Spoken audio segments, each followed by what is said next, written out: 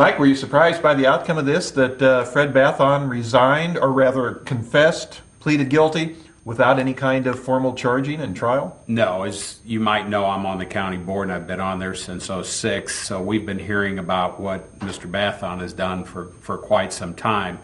As a matter of fact, when it was brought out by Kurt Prenzler and several of the Republicans what was going on, several of the news facilities had the original story, and then we brought the additional information that showed the number of people that had been wronged, the amount that they had presumably been wrong. And we went to one facility and they looked at us and said, it's all political, we're not going to touch it, which is frustrating because, as most of you know, if you see any time Rick Fasten has been on TV or in a meeting going after Kurt Prenzler, that's on the front page of some of these papers. But that's not political. But back to Fred. Mr. Bathon he wasn't liked by anybody really out in Madison County, I'll say. I got along with him fine. He always showed my father respect, so I always made sure I showed Mr. Bathon the respect. But should he do, I'm surprised at the little amount that he's getting for what he has done. There are people that lost their houses because of what he did. They're never going to get that back. Now, the state's attorney does have a website that they can go to if you've been wronged by Mr. Bathon and the tax buyers. You can go to the state's attorney's office. They'll give you and then you can put in the information and they'll be able to contact you. The thing that surprises me is Fred's the big fish in this whole thing. Normally, they start at the bottom and work their way up to get people to turn on the bigger fish. Well, he's the big fish. That's who they wanted. That's why I'm surprised at the little amount of time that he is going to spend. The other question comes into play are the state's attorneys had to be there, so we knew that Mr. Now Judge Mudge, as everybody likes to call him, was there, somebody from his office. The clerk's office, which would have been Mark Van Ina, was there.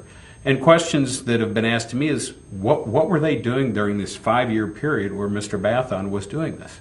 Why didn't they come forward? Why didn't they say anything?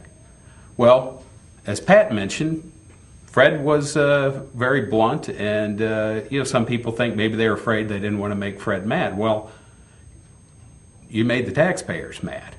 And what happened here was an abomination. The Democrats, in this instance, have done everything they can to cover this up. After this happened, it was brought forward. Not one Democrat county-wide came out and said that Mr. Bathon, what you did was wrong. Now, some of them have said, well, in articles later I've said it. Sure, 2 years later you said it. But when this happened, this is where politics should have been put aside. And it should have come out and we should have all agreed what he did was wrong and what can we do to help the people. Instead, they've spent most of the last few years not covering it up, but not helping us to find out what can we do for the little people that were wronged in this situation. And to me, he's the big fish in the pond. I think he should have possibly gotten a little more time and a little bit larger fine, because this is going to cost the taxpayers money, because we're going to have to defend a lot of these lawsuits. I would imagine that they will name Madison County in the lawsuit because, let's face it, Mr. Bathon just lost his pension, so he's not going to exactly have a lot of money sitting around. But back to Mr. Bathon, he did do a lot of good, but it's been brought to the attention of many people that the last few years he was running his construction business out of the treasurer's office, that he was rarely there. Now, do I have proof that that happened? No. Have people told me that they've seen him do that? Yes.